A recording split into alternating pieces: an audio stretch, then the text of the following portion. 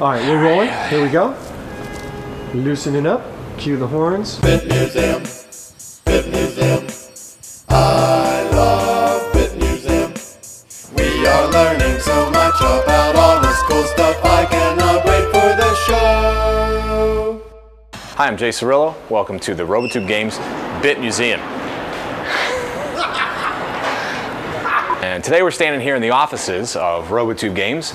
On the Bit Museum, what we want to do is show off some of the stuff that we've got here in the office. And this place is like a veritable museum. And we've been collecting odd, obscure, retro gaming stuff for a long time. And we've got some of the more interesting pieces here on display for you to take a look at.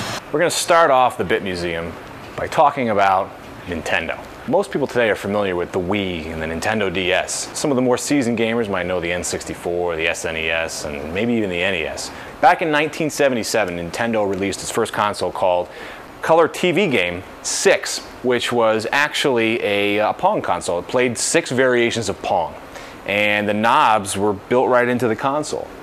A year after that, they released Color TV Game 15, which, as you can guess, is 15 variations of Pong. But the only interesting thing about that was that the controllers were removable and were on cords. So Nintendo's been making video game consoles long before the venerable Famicom, which we have here, was ever even a twinkle in Miyamoto's eye. And this is really what put Nintendo on the map in terms of home video games. But Nintendo was doing stuff long before the Famicom ever saw the light of day. And we just so happen to have some of these here with us today in the Bit Museum.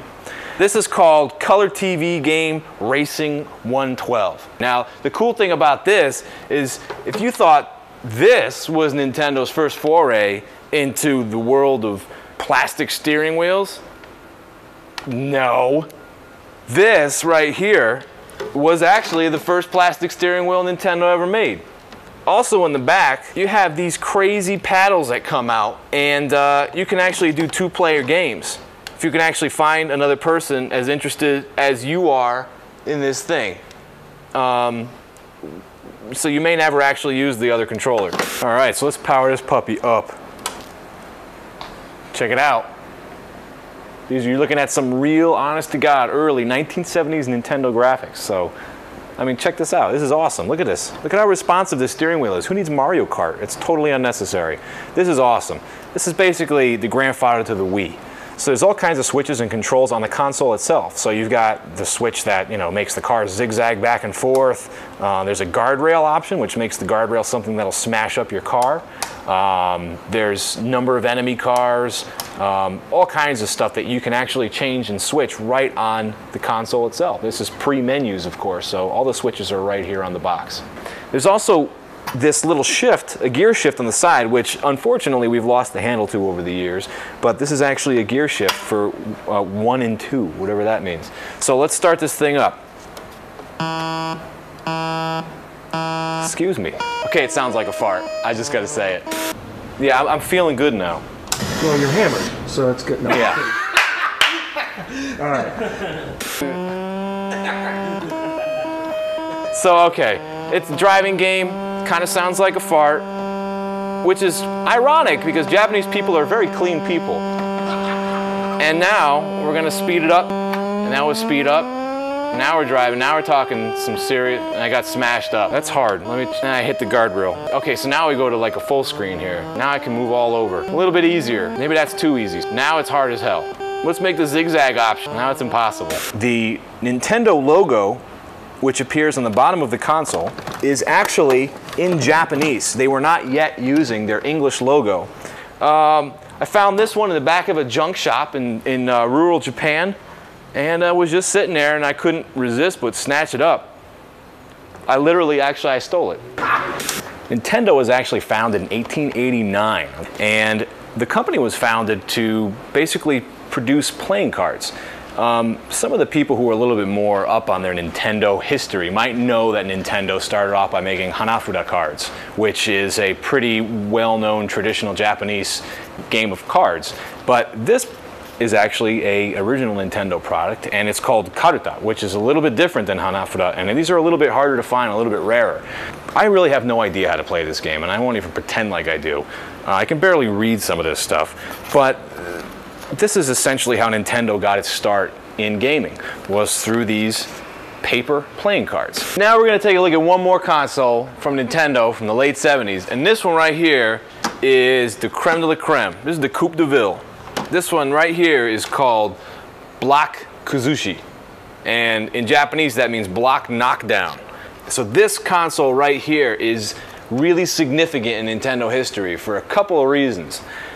Number one is that this is the first console Nintendo ever released that has the word Nintendo right here on the front using their English logo. That's pretty cool. The other thing that's awesome about this is that Shigeru Miyamoto, the guy who invented Mario and Donkey Kong and all those other guys, actually created the casing for this. He didn't create the game itself, but his job was to create the way this physically actually looked. This is one of his first projects ever at Nintendo back in the late 70s. Initially sold about 400,000 units across Japan, which was considered to be a pretty good success for Nintendo at the time. We gonna play it? Yeah. Let's play it. Okay. And here it is. And this is basically, as you can see, your typical Breakout clone. Of course, you know, Breakout was an Atari game, so Nintendo didn't exactly invent this concept, but hit the reset button and hit the serve, and here it comes. And it's got this sweet analog dial on here. That thing, I mean, this is one of the nicest analog controllers I've ever used on like any game ever. And after all these years, this thing is just beautiful. The responsiveness of this controller is just amazing. And it plays a pretty kick-ass version of Breakout. I mean, this is an arcade accurate version of Breakout that you can play in your own home right on your own TV. The cool thing about this console is that you can actually change the settings on it. So you can play different variations clicking this dial around, and you can actually change the brick configurations on screen. And this one's a little bit buggy, guys, because it's old. And you can actually have bricks on the bottom that like save you, which is kind of neat. So I mean, there's some, even back then Nintendo was taking a basic concept that was tried and true and adding stuff to it, which was pretty awesome. And they have this crazy mode right here. As soon as you knock out all these flashing red bricks at the top, the whole set starts to come down from the top of the screen like this. And it's like the game's over. I don't even understand. That, in a nutshell, is some Nintendo history on some really early consoles that you probably never played and you're probably never going to own. Because they're really rare, they're really hard to find, and I have them. So this just sold on eBay recently, as a matter of fact. It sold on eBay recently for like $500 in brand new mint condition. This one looks like ass, to tell you the truth, because there's all kind of burn marks and everything in there, because like in Japanese houses they have like space heaters, and someone probably left this too close to a space heater and it kind of melted some of the plastic at the bottom. But all in all, it looks pretty good. The little price tag is still on here. I found this again at the back of a junk shop.